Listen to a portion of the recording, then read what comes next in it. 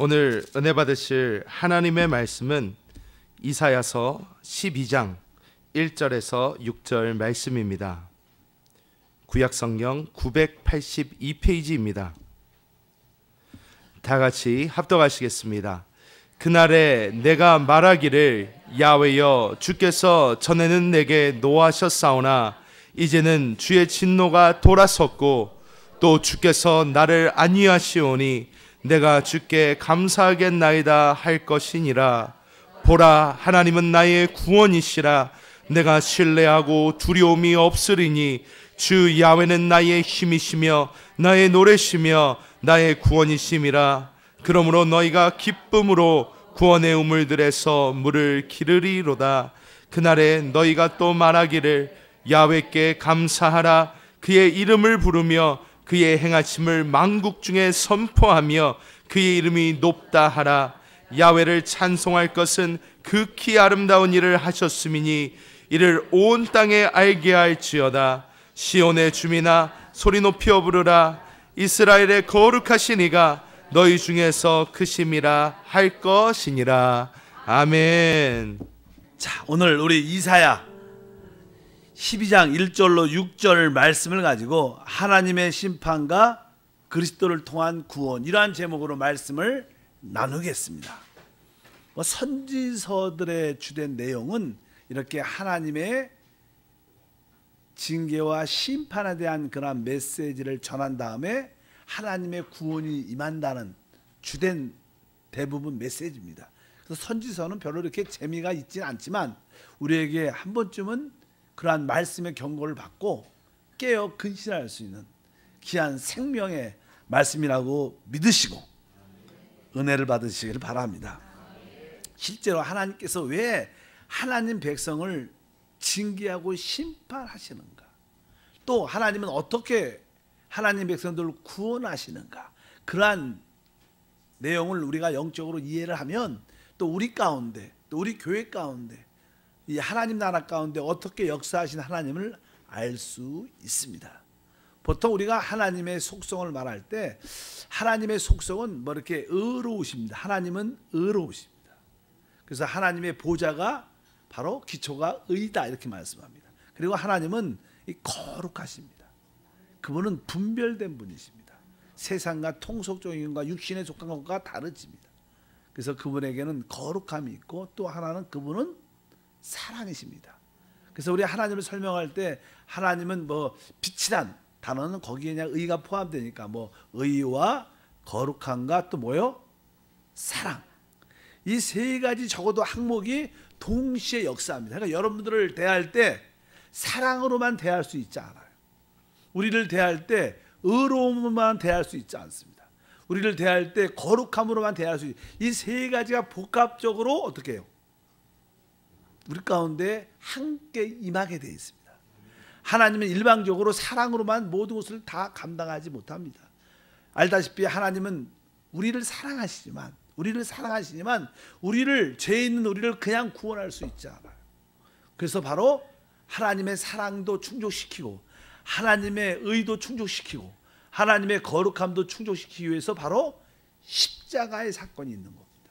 믿으시면 아멘. 그냥 우리를 구원한 게 아니라 그냥 우리를 사랑한 게 아니라 그 아들을 십자가에 못 박힌 다음에 우리를 구원하시고 사랑했다. 그러니까 이 구약의 모든 하나님의 다스림도 그러한 의미를 포함하고 있습니다. 이제 그래도 우리가 하나님이신 답 그리스도를 누리려면 우리의 실상을 알아야 됩니다. 근데 우리의 실상은 어떤가? 우리의 실상은 사실 다 타락했고 우리가 하나님의 심판 가운데 있다는 것을 분명히 봐야 됩니다. 그럴 때 우리가 그리스도를 찾게 되고 그리스도의 구원을 누릴 수 있는 그런 은혜가 함께할 줄 믿습니다.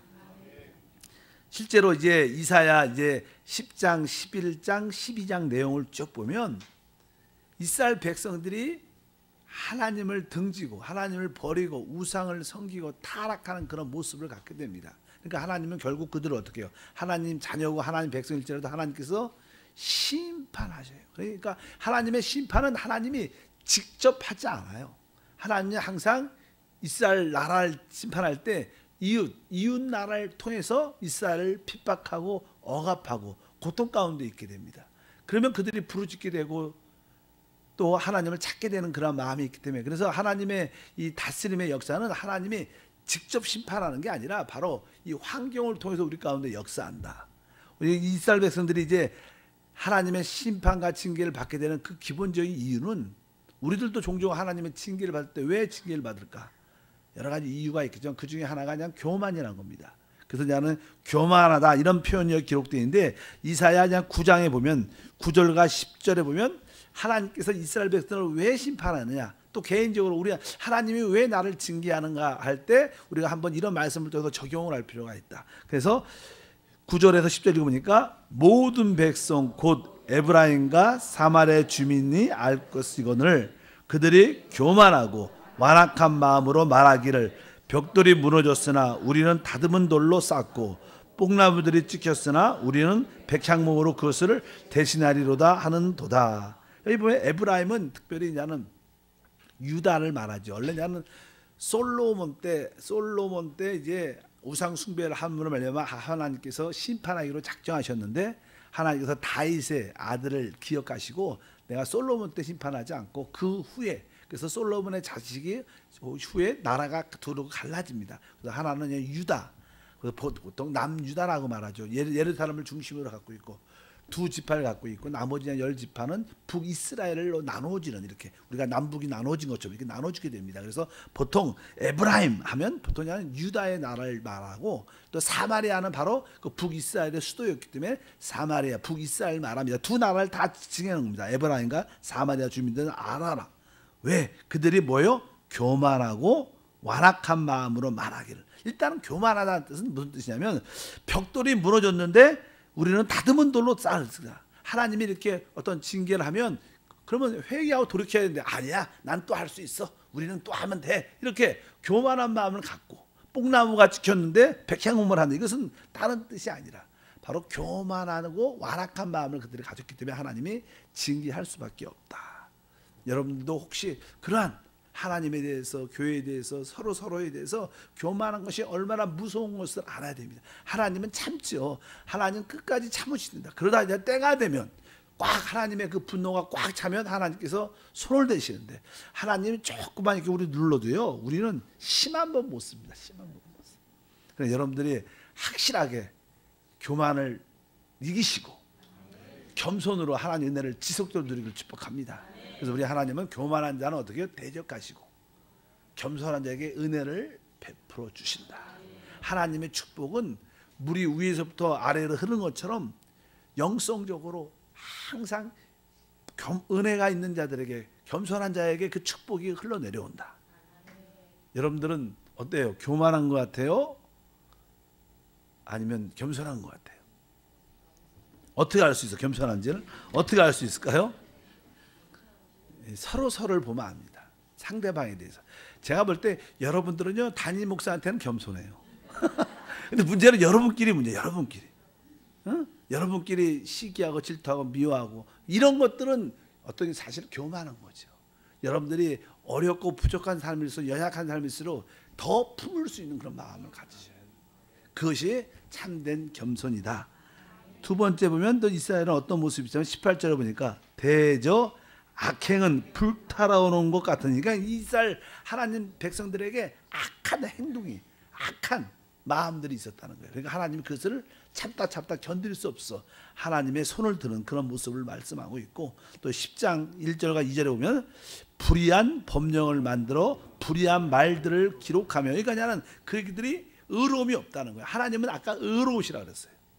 근데 이스라엘 백성들, 하나님 백성들이 자꾸만 불의한 말부터 행동부터 또 남들을 아주 불법적으로 아주 해를 끼치는 그런 악한 일들을 하는 분으로 말미암아 하나님을 기쁘시게 하지 못한 요소를 갖고 있기 때문에 하나님께서 결국 그들을 심판할 수밖에 없다. 그런데 아까 말씀드린 하나님의 심판은요, 직접 하지 않고 주변에 아주 강한 나라들, 압박하는 그런 나라를 두심으로 하면 아주 고통 가운데 있게 하신다. 그래서 하나님의 심판의 모습이 어떤 모습인가? 바로 우리 주변에 아주 우리하고 원수된, 우리하고 좋지 않은 그런 환경들을 자꾸만 하나님이 격동시켜서 일으키십니다. 그러면 환경적으로 다른 사람을 통해서 핍박과 어려움이 막 들어와요. 그러면 그것이 바로 하나님의 손길인 것을 기억해야 된다. 사실 우리가 신약에서 성령의 역사는 우리 안에 내주하시는데, 우리 안에서 그분이 우리를 변화시키십니다. 성령이 우리 안에 내주하시는 가장 주된 목적은 뭐예요? 우리를 거룩하게 변화시키는 거예요. 하나님의 아들로 변화시키는 겁니다. 하나님의 형상을 담도록 변화시키는 것인데 우리 안에 그 변화를 위해서 늘 기름 부음이 있습니다. 성령에. 그래서 이거 하지 말라, 이것을 하라, 늘 작은 아주 소리처럼 아니라 아주 영적인 느낌을 늘 우리 안에 하나님이 부어주시는데 우리가 그 기름 부음에 순종을 안 하니까 이제 하나님이 할 수 없이 환경을 통해서, 사람을 통해서, 환경의 어려움을 통해서, 질병을 통해서 우리를 어떻게 깨트리시는 거예요. 왜? 순종하라고. 그럴 때 우리가 변화됩니다. 그러니까 여러분들이 성령의 기름 부음에만 순종을 잘하면 그렇게 환경의 고난과 어려움은 거의 없습니다. 거의 없다는 건 아니지만 많이 없어질 것을 믿으시길 바랍니다. 우리가 깨닫지 못하니까 하나님께서 자꾸만 환경을 통해서 말씀하시는, 환경을 통해서 말씀하시는 건 썩 좋은 게 아니에요. 여러분 안에 있는 기름 부음을 통해서 하나님 음성을 따르기를 축복합니다. 하나님께서 이스라엘 백성들에게 계속 선지자를 통해서 말씀하셨죠. 근데 선지자 말을 안 듣는 거예요. 이사야가 말을 해도 안 듣는 거예요. 그러니까 하나님은 어떻게 강대국을 일으켜서 아까 말씀한 것처럼 바로 성령이 우리 안에서 계속 말씀하시는데 안 들으니까 환경의 어려움을 통해서 우리 가운데 말씀하실 수밖에 없다. 그래서 성경에 이렇게 말씀하죠.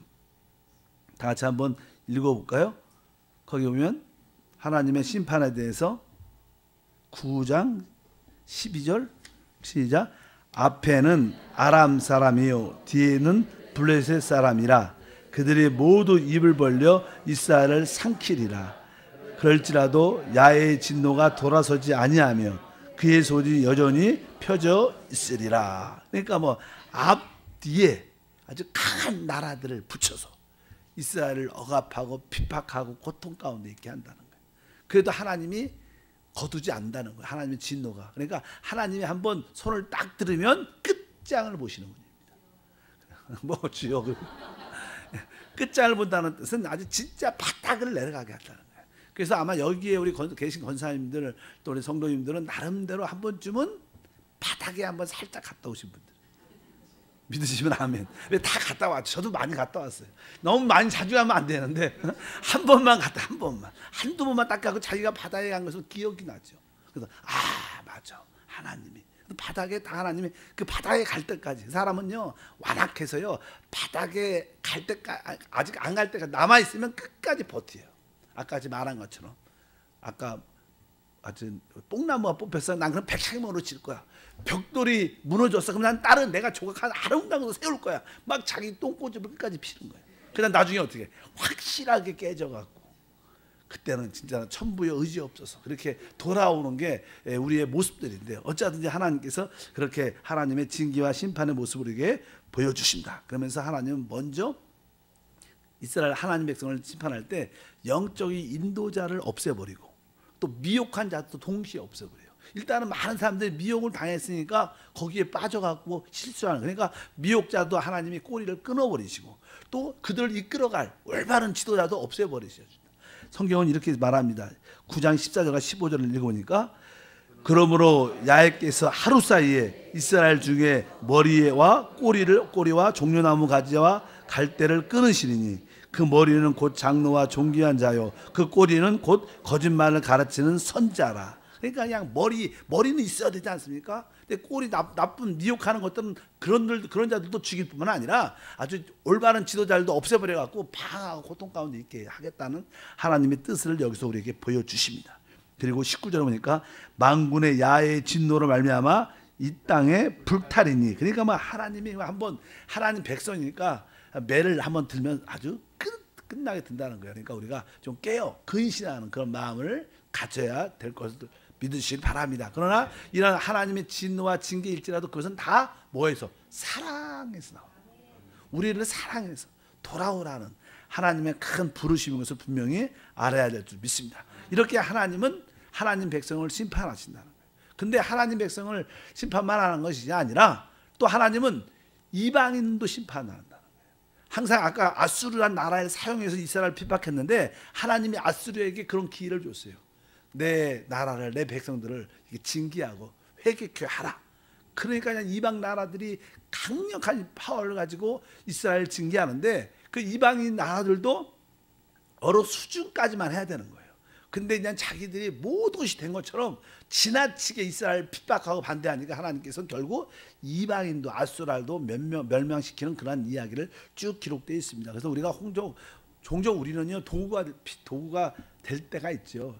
어떤 사람을 핍박의 도구로 사용할 수도 있어요. 만약에 예를 들어서 어떤 분이 잘못했으면 뭐 다른 사람을 통해서 다른 성도를 통해서 그 사람을 이상하게 핍박할 수도 있어요. 교회 안에서 그런 요소가 있죠. 종종 어떤 사람이 있는데 다른 분이 그 사람을 핍박을 합니다. 잘못을 해갖고 핍박을 이렇게 하는데 그 핍박하는 사람조차도 어느 선까지는 넘어서는 안 돼. 믿으시면 아멘. 그냥 주제넘게 자기가 하나님 것처럼 막 다스리려고 넘치면 하나님이 결국 그 사람도 그 환경도 손대는 것을 기억을 하셔야 될 것을 기억하시길 바랍니다. 만약에 주의 종이 뭘 잘못했다. 그러면 뭐 이렇게 목사님 잘못하셨습니다. 이렇게 하시면 안 됩니다. 이렇게 어느 선까지는 말할 수 있겠지만 그냥 우리 안전히 목사님 끝내버리자. 그러니까 작정을 하는 그런 선까지만 하나님께서 어떻게 했어요? 그것을 없애버린다. 그러니까 교만하지 말라는 거예요. 하나님은 교만한 걸 다 싫어합니다. 우리 하나님은 하나님밖에 없습니다. 우리가 하나님 될 수 있지 않다는 것을 분명히 알아야 될 줄 믿습니다. 그래서 뒤에 보니까 나는 10장 5절과 6절에 나는 하나님이 그 이방인들을 심판하는, 결국 이스라엘 백성도 심판하고 이방인 나라도 심판하는, 열국을 심판하는 모습이 기록되어 있습니다. 5절부터 6절 읽어볼까요? 아수르 사람은 화했을진저 그는 내 진노의 막대기요 그 손의 몽둥이는 내 분노라. 내가 그를 보내어 경건하지 아니한 나라를 치게 하며 내가 그에게 명령하여 나의 노한 백성을 쳐서 탈취하며 노력하게 하며 또 그들을 길거리 진흙같이 질받게 하려 하거니와냐. 이렇게 말씀합니다. 하나님께서 바로 아수르를 통해서 하나님의 그 아수르를 진노의 막대기와 바로 그 몽둥이, 하나님의 분노의 몽둥이로 이스라엘 백성을 친다는 거예요. 하나님이 다 이스라엘 모든 열국을 통해서 역사한다는 거예요. 지금 요즘에 우리 남북한 관계가 어렵고 또 중국과 소련과 또 미국과 일본이 끼어 있어서 이게 막 복잡한 가운데 있는데 너무 미국이 세게 우리나라를 괴롭혀도 중국이 러시아가 우리를 너무 그래도 하나님이 안 되는 잘 합력하여 성의될 수 있도록 만들어 주는 게 하나님 뜻이지, 자기가 모든 것을 가진 것처럼 자기가 하나님 것처럼 우리 남북한은 우지자지한다 이런 것이 합당치 않다는, 결국 하나님께서 그런 나라들도 심판한다는 그런 뜻을 여기에 포함하는 것을 기억해야 될 줄 믿습니다. 하나님께서 그런 나라를 어떻게 심판하시냐면 12절도 읽어보니까 그러므로 주께서 주의 일을 시온산에 예루살렘에서 다 행하신 후에 아수르 왕의 완악한 마음의 열매와 높은 눈의 자랑을 멸하시리라. 이렇게 벌하시리라 이렇게 말씀해요. 그러니까 이게 어쩌든지 이방인이든 하나님 백성이든 어느 수준을 자기들이 하나님처럼 내가 주인처럼 행세하고 남들 핍박하고 반대하면 하나님이 결코 좋아하지 않으신단다. 꼭 기억하시길 바랍니다. 우리가 남들이 잘못돼서 우리가 징계를 할지라도 어느 선까지, 그리고는 하나님께 맡기는 그러한 온유함과 부드러움도 있어야 된다는 거예요. 그냥 완전히 끝내겠다 그런 마음은 마귀의 마음이고 사단의 마음인 것을 기억하시고 모든 것을 절제 있게 행하는 우리 모두가 돼야 되는 것도 우리가 분명히 알아야 될 줄 믿습니다. 이렇게 사람들이 이스라엘 백성들, 하나님 백성들이 징계를 받으면 결국 어떻게 해요? 회개하게 되죠. 돌아오게 됩니다. 돌아올 때 보통 이제 사람들이, 이스라엘 백성들도 그래요. 우리도 마찬가지고 우리에게 어떠한 문제가 생긴다, 환경적인 어려운 문제가 생긴다 그러면 우리는 그 문제를 두려워하는 마음을 갖게 돼요. 환경을 두려워하고 사람을 두려워하게 됩니다. 그러나 진정한 회개는요, 문제와 사람을 두려워하는 게 아니라 하나님만 의지하는 게 진짜 회개예요. 근데 여기에 그런 표현들이 기록되어 10장 20절에 보면 그날에 이스라엘의 남은 자와 야곱의 족속에 피난한 자들이 다시는 자기를 친자를 의지하지 아니하고 이스라엘의 거룩하신 이 야훼를 진실하게 의지하려니와. 그러니까 실제 우리에게 어떠한 징계와 어려움과 문제가 생기면 그런 징계를 주고 문제를 두려워하는 마음이 있다는 거예요. 그것은 진정한 회개가 아니라 우리는 문제를 두려워하면 안 됩니다. 우리는 사람을 두려워하면 안 됩니다. 우리는 결국 하나님만을 의지하는 그런 믿음으로 우리가 돌이켜야 될 것을 분명히 깨달아야 될 줄 믿습니다. 그래서 여러분들이 종종 물질이나 건강이나 환경이나 다른 사람의 핍박과 어려움을 받을 때도 그런 것을 결코 두려워하지 마십시오. 이것은 다 하나님이 보낸 손길이고 그 뒤에 있는 하나님을 진정으로 무서워해야 돼요. 그래야지 진정한 회개가 되고 진정한 돌이킴이 되고 진정한 축복이 될 것이다. 10장 24절에 그런 표현 비슷합니다. 읽어볼까요? 그러므로 주 만군의 야훼께서 이르시되 시온에 거주하는 내 백성아, 아수르가 애굽에 한 것처럼 막대기가 너를 때리며 몽둥이를 너로 너를 칠지라도 그를 두려워하지 말라. 이렇게 막 미국이 북한이 핵폭탄을 쏜다고 그래도 북한 같은 거 두려워하지 말고 우리는 누굴 두려워하는 거야? 하나님을 두려워해야 그것이 진정한 회개고 참된 축복이다. 이것이 하나님의 뜻인 것을 기억해야 된다. 우리는 미국도 한국도 아니 미국도 일본도 중국도 북한도 두려워할 필요 없이 이 모든 것이 하나님 손 안에 있다.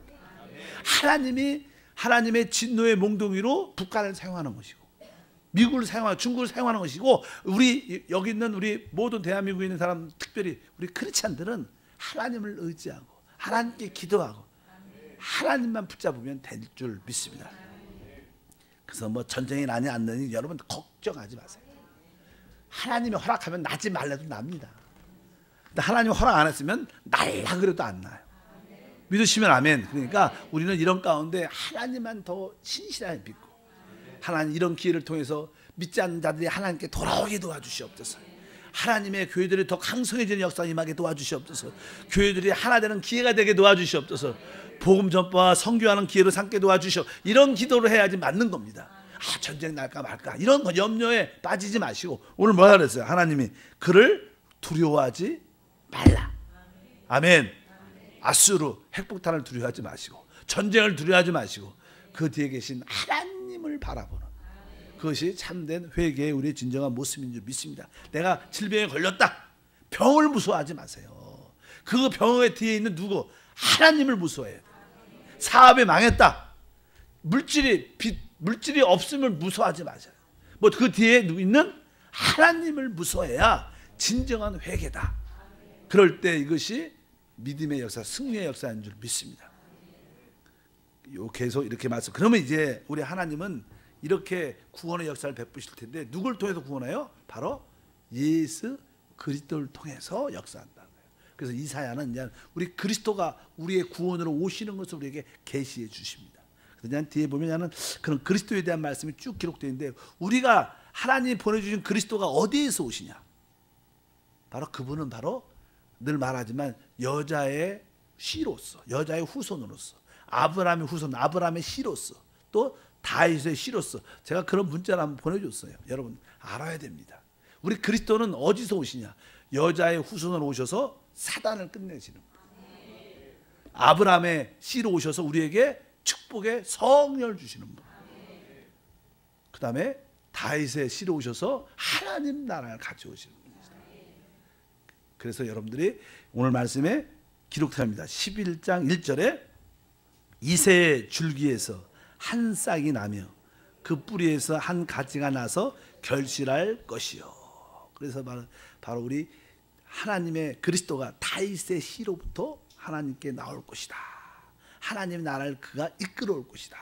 이렇게 말씀을 합니다. 그래서 여러분들이 오직 그리스도로 어떻게 충만하는 모두가 되길 주님으로 축복합니다. 근데 우리 그리스도는 다윗의 씨로서 다윗의 후손으로서 오시는데 그분이 오실 때 어떻게 오시냐?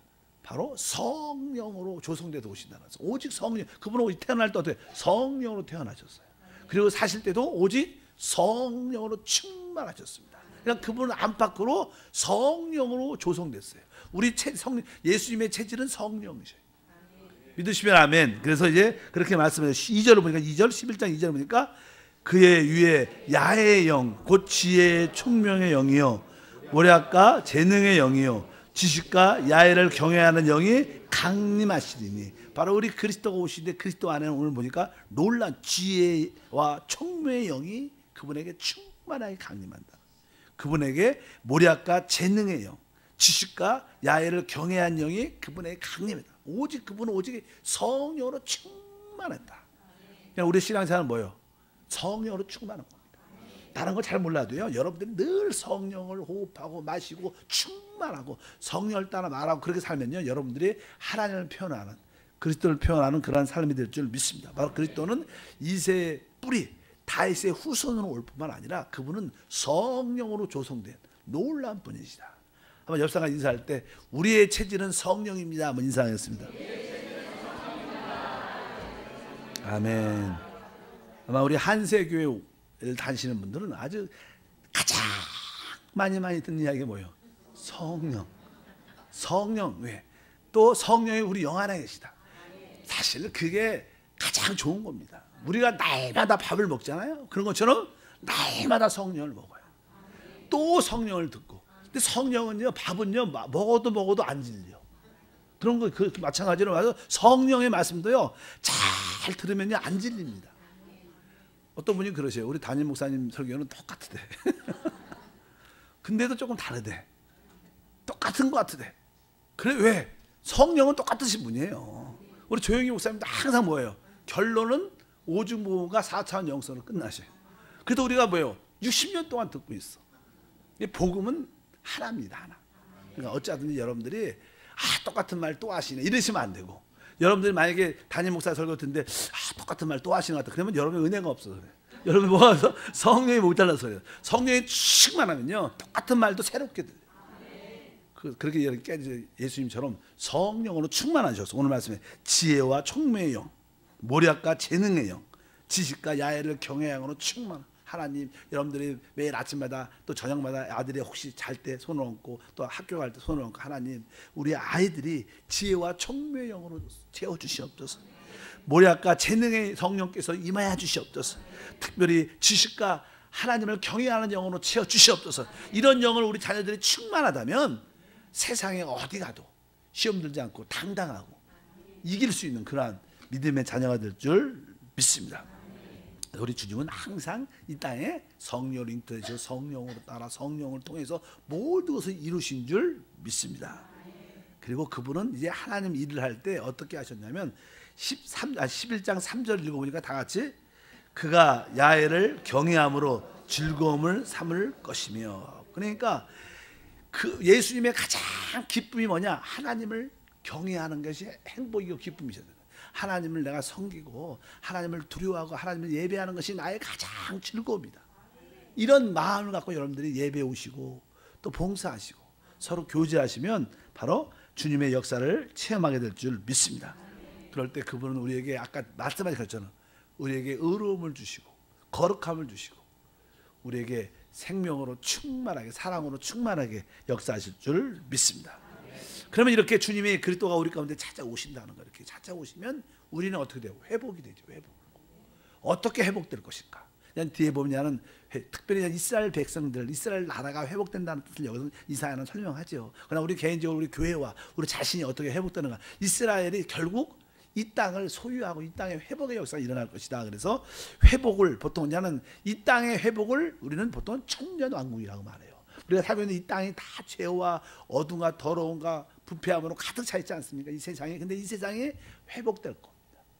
그래서 그 회복은 바로 천년왕국도 이루어지는데, 앞으로 회복된 참된 모습은 천년왕국의 모습인데, 그 모습이 어떠한 모습이냐? 우리 11장에 6절부터 쭉 보면 이렇게 한번 읽어볼까요? 그때 이리가 어린 양과 함께 살며 사자가 소처럼 풀을 먹을 것이며 젖 먹는 아이가 독사의 구멍에서 장난하며 젖된 어린아이가 독사의 굴에 손을 넣을 것이라.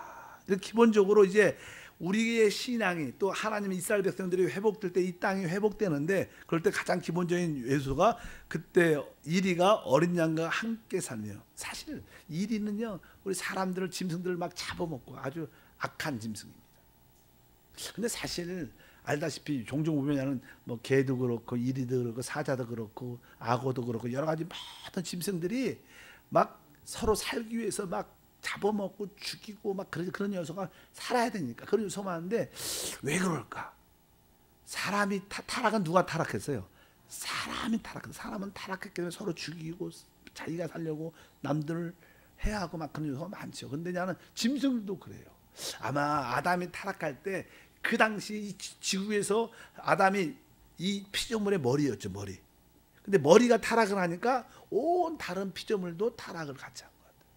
그러니까 이 죄가 그들에게도 조금은 이렇게 주입돼서 아주 악한 모습들로 나갔고, 막 짐승들이 악해지고 더러워지고 막 독해지고 무서워지는 그런 것들도 사람의 타락의 하나의 영향이지 않을까. 그래서 사람이 회복되면 어떻게 돼요? 이런 모든 짐승들도 다 회복될 것이다. 믿으시면 아멘. 사람이 회복되면 아마 짐승들도 다 그 악한 그 모습들이 다 회복될 것이다. 그래서 그때 회복될 때 어떻게 돼요? 이리가 어린 양과 함께 살면 같이 어린 양과 함께 할 수 없어요. 근데 이 본성이 바뀐다는 거예요. 그리고 뒤에 보니까 사자가 소처럼 풀을 먹을 것이며, 사자가 뭘 먹어요? 원래 고기를 먹어야 되는데 그 짐승 자기 잡아서 먹는데 뭘 먹어요? 소처럼 풀을 먹다니까 체질이 바뀐다는 거, 본성이 바뀐다는 거. 뒤에 보니까 이제는 젖 먹는 아이가 독사의 구멍에 장나무. 어디 뱀이 사실 우리 아이들 물고 막 그러죠. 죽이고 이게 독에 물리면. 근데 그렇게 독사의 구멍에 손을 넣어도 혹시 물지도 않겠지만 물어도 죽지 않는다는 그런 사건이죠. 이것이 앞으로 천년왕국에 일어날 놀라운 평화의 모습을 말씀합니다. 이것은 다른 뜻이 아니라 이 땅에는 모든 죄악이 죄지니까 모든 것이 회복된다는 뜻을 의미하고 있어요. 근데 어떻게 사람이 회복되는가? 종종 우리가 그런 대화를 하죠. 대화를 할 때 여러분 예수를 쭉 믿어봐도요. 예수를 믿어봐도 사람이 잘 바뀌어요, 안 바뀌어요? 안 바뀌어요? 사람이 잘 안 바뀌는 것처럼 보여요. 근데도 여러분들은 많이 바뀌었어요. 잘 안 바뀌지만 그래도 잘 안 바뀐다. 사람은 안 변해. 이렇게 말하시면 안 되고 사람은 바뀝니다. 저 보면 알아요. 사람은 바뀌어요. 근데 나는 어떻게 진짜 사람이 바뀔 수 있는가? 왜 잘 안 바뀌는가? 잘 안 바뀌는 이유가 하나가 있어요. 우리가 바뀔 수 있는 이유는 딱 하나예요. 오직 말씀과 성령으로만 충만하면요, 우리는 체질이 바뀌고 우리의 본성도 바뀌고 하나님의 새 창조물로 바뀌게 돼요. 왜? 하나님의 능력이 세죠. 그래서 여러분들이 말씀과 성령과 생명으로 충만하면 우리는 진짜, 근데 우리가 그동안 이렇게 말씀으로 충만하지 않죠. 자기 생각으로 충만하지, 자기 의견으로 충만하지, 성령으로 충만한 게 아니라 내가 충만하지. 또 영적인 생명으로 충만한 게 아니라 육신의 생명으로 충만하니까 잘 안 바뀔 뿐이지. 근데 바뀌는 이유가 있어요. 뒤에 나와요. 뒤에 9절에 보면 그 답이 뭐라고 써있어요? 내 거룩한 산 모든 곳에서 해됨도 없고 상함도 없을 것이니 이는 물이 바다를 덮음같이 야훼를 아는 지식이 세상에 충만할 것입니다. 그러니까 이 거룩한 산 하나님의 모든 곳에 해됨도 없고 상함도 없다는 거야. 이제 모든 것이 변화됐다는 거예요. 왜? 그 이유가 뭐예요? 이는 물이 바다를 덮음같이 야훼를 아는 지식이 세상에 충만하다. 그러니까 우리가 하나님의 말씀으로 성령으로 충만해지니까 우리가 온전히 바뀐다는 거예요. 여러분 남편에 대해서 너무 포기하지 마시고 자녀에 대해서 포기하지 마세요.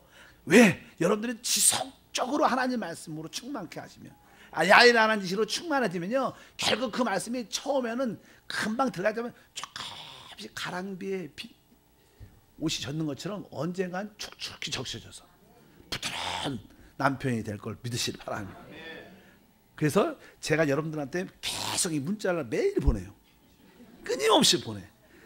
오늘도 변함이 없겠지만 댓글도 안 달아. 근데 여러분들이 묵상도 안 해. 그래도 보내요. 그래서 언젠가 하나님이 미안해서 읽고, 또 성령의 감동에 따라 읽고, 심심해서 읽다 보면 여러분들이 조금씩 변하게 돼요.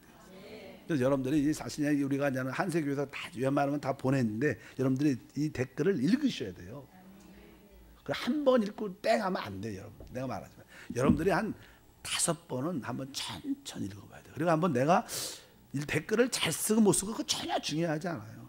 내가 내 신앙의 분량에 따라 내가 이 말씀을 읽으면서 나는 이렇게 깨달았다, 이렇게 느낀다, 이 말씀이 이런 뜻이구나. 그리고 여러분의 느낀 마음을 짧게 한두 줄 딱 써갖고 그거 쓰려면요, 여러분들이 어떻게 되니까 야훼를 아는 지식으로 충만해지는 거예요. 그럼 여러분의 본성이 바뀌어요. 여러분이 진짜로 바뀝니다. 여러분들이 이 댓글 안 쓰면 바뀔 시간이 오래 걸릴 겁니다.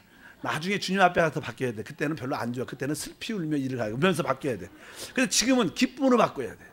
분명히 알아야 돼. 여러분 어느 때 바뀌겠어요? 이 땅에서 기쁨과 은혜로 바뀌길 바랍니다. 댓글 쓰면서 바뀌시길 바랍니다. 나중에 여기 슬피 울며 일을 갈면서 바뀌지 마시고, 어차피 그때 안 바뀌면 그때 하나님 바꾸실 거예요. 결국은 바꾸셔요. 우리 하나님은 한번 하시면 하시니까 여러분들이 여기서 잘 변화 안 되면 하나님은 그때 가서 확실히 바꾸셔요.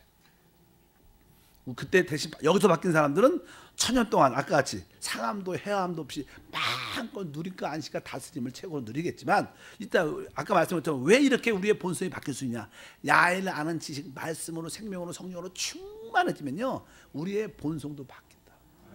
기대하시길 바랍니다. 그래서 여러분들이 우리 남편이 잘 안 바뀌어요. 여러분 자신을 보면 잘 안 바뀌어요. 내가 왜 안 바뀌어요? 또 말씀이 부족해서.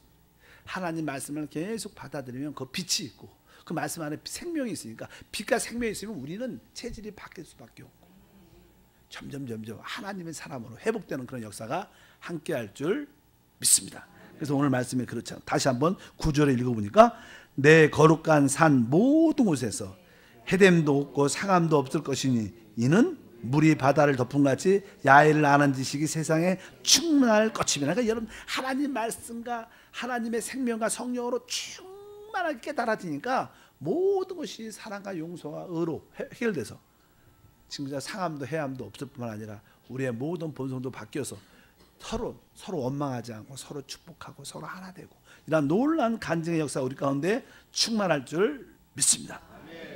그럴 때 우리는 하나님을 찬양해야 될 것이다.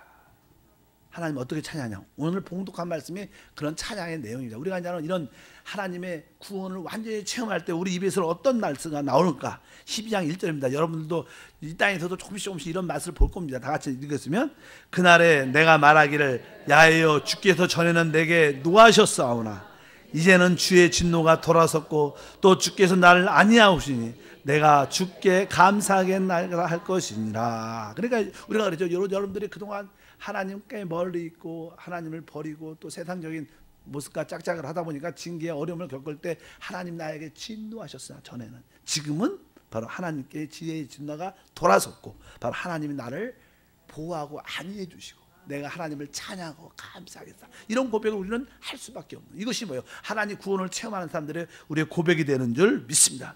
그러면서 2절에 다 같이 또 이렇게 고백을 하죠. 읽을까요? 보라, 하나님은 나의 구원이시라.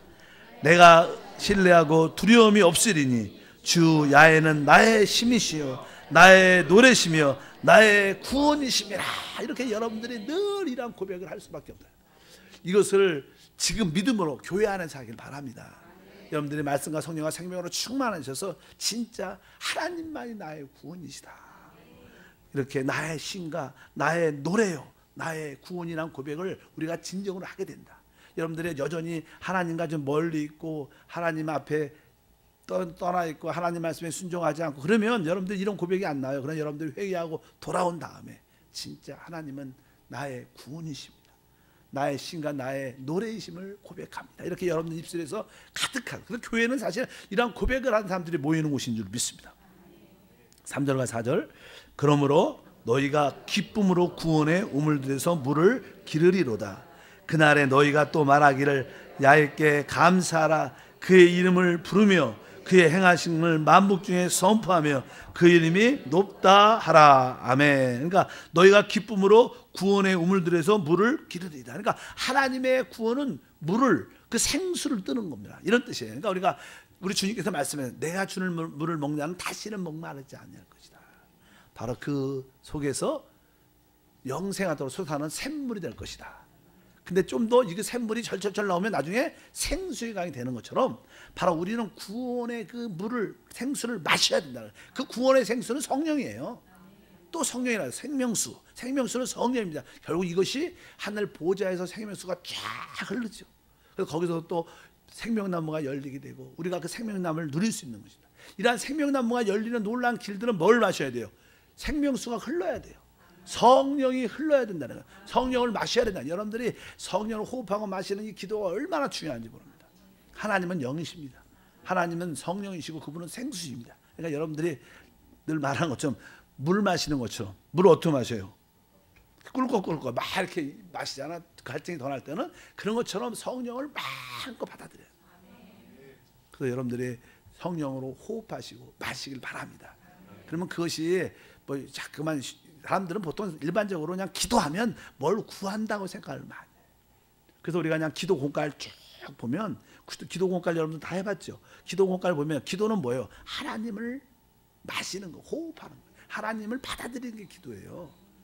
영이신 하나님을, 생명이신 하나님을 내 안으로 깊이 숨을 쉬면서 내 안으로 진석처럼 이게 기도고, 그 다음에 이제 이것이 충만해지면 하나님 나 아직 건강이 필요하고, 하나님 내가 이런 사업도 지혜가 필요합니다 이렇게 말하고, 그럼 하나님이 응답해 주시는 거예요.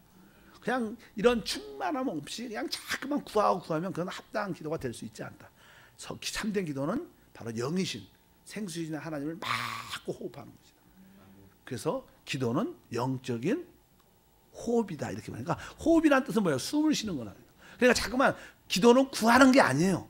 사람들이 이렇게 기도는 영적인 호흡이다 이런 얘기를 많이 들어요. 신학에서 공부할 때도 그런 단어 책에도 많이 나와요. 근데 그것은 지식으로 알아. 지식으로.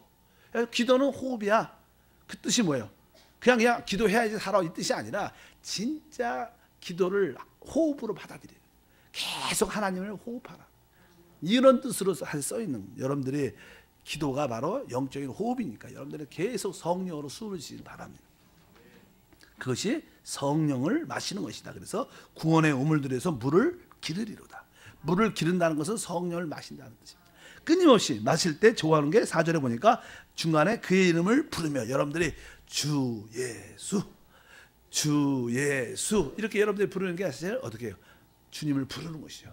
근데 사실 주 예수를 부르면 누가 오냐면 성령이 오시는 거예요. 그런데 여러분들이 목사님 부르면 누가 가요? 제가 가죠. 제가. 그죠? 목사님 부르면 내가 가는 것처럼 바로 우리가 예수를 부르면 성령이 오시는 거예요. 예수를 부르면 누가 오셔요? 어떤 사람은 좀 미안해 갖고 예수님 부르기도 하고 성령님 부르기도 하는데, 누굴 부르든 간에 일단 여러분이 주 예수를 부르면 성령이 오십니다. 바로 그분이 예수님이신, 예수의 영인 줄 믿습니다. 그래서 우리가 그의 행하심을 만국에 선포하고 그 이름을 높다 하라. 그래서 우리는 항상 그리스도의 이름을 선포하는, 우리 하나님의 이름을 자랑하는 그러한 신앙의 모습을 가져야 될 줄 믿습니다. 마지막 5절과 6절 읽고 마치겠습니다. 야훼를 찬송할 것은 극히 아름다운 일을 하셨음이니 이를 온 땅에 알게 할지어다. 시온의 주민아 소리 높여 부르라. 이스라엘의 거룩하신 이가 너희 중에 크심이라 할 것이니라. 아멘. 그러니까 우리 주님께서 우리에게 놀라운 구원을 베푸셨습니다. 하나님이 이루신 최고의 축복은 우리에게 구원을 주셨다는 거예요. 그 일을 모든 만민에게 전파하라. 만나는 자들에게 바로 우리 하나님 주 예수가 우리의 구원이죠. 당신이 어떠한 절망 가운데 있을지라도 이 시간에 주 예수님은 하나님이 여러분을 당신을 영적으로 구원하시고, 그 환경에서도 구원하시고, 건강에서도 구원하시고, 모든 밤사의 구원의 역사가 있을 것이다. 그래서 우리는 담대하게 그분의 이름을 외쳐야 됩니다. 그래서 여러분들이 예수 이름을 크게 높이고 그 이름을 찬양하는 그러한 우리 모두가 되야 될 것이다. 그래서 주의 이름을 높일 때 하나님의 영광이 우리 가운데 충만할 줄 믿습니다. 6절 마지막으로 다시 읽어보니까 시온의 주민아 소리 높여 부르라. 이렇게 소리 높여 부르라. 주의 찬양합니다. 아니, 여러분들 어찌하든지 주 예수 이름을 찬양하고 그분의 이름을 자랑하고 그분의 이름을 기뻐하는 그것이 참된 구원의 누림인 줄 믿습니다. 우리 하나님은 우리를 징계도 하시고 심판도 하시고 결국 우리를 구원하시고, 누구를 통하여? 그리스도를 통해서 결국 우리가 이 구원의 체험을 하게 되면 시편에 오늘 말씀에 12장에 있는 것처럼 이러한 고백을 결국 다 하게 되는 거예요. 야, 우리 하나님만이 나의 구원이시고, 이 주여 당신이 나의 노래고 나의 생명이고 나의 힘이시고 능력과 축복 나의 모든 것입니다. 그것이 하나님의 뜻인 줄 믿습니다. 또 신약에서의 답은 그겁니다. 바로 우리 안에 영접된 그리스도가 나의 모든 것이라. 하나님 뜻은 딱 목적이 하나입니다. 하나님은 그리스도를 여러분에게 주시는 거예요. 그리고 여러분이 여러분 안에 계신 그리스도를 나의 모든 것으로 느끼도록 하는 거예요. 아, 그분이 내 구원이구나. 그분이 내 생명이구나. 그분이 내 인격이구나. 그분이 내 능력이구나. 그분이 축복이시구나. 내가 그동안 그렇게 찾았던 사랑이 그분이 사랑이셨구나. 그게 참된 하나님의 역사의 답인 걸 깨달으시고 여러분 안에 계신 예수로 마음껏 누리길 축복합니다. 하나님 아버지 감사합니다. 다시 한번 하나님 백성을 다스리는 하나님의 방법을 알고 또 징계하는 그 이유도 알고 또 회복하는 그 모든 것을 깨닫게 도와주시옵소서. 우리에게도 하나님의 자녀로서 종종 징계와 또 다스림 가운데 또 구원과 구원의 결과를 동일하게 체험하는 줄 믿습니다. 우리 모든 성도들이 온전한 구원을 다 누릴 수 있도록 축복해 주시고 어찌하든지 하나님이 우리에게 주신 그리스도를 우리의 모든 것으로 누리게 하옵소서. 주 예수 이름으로 기도함나이다. 아멘.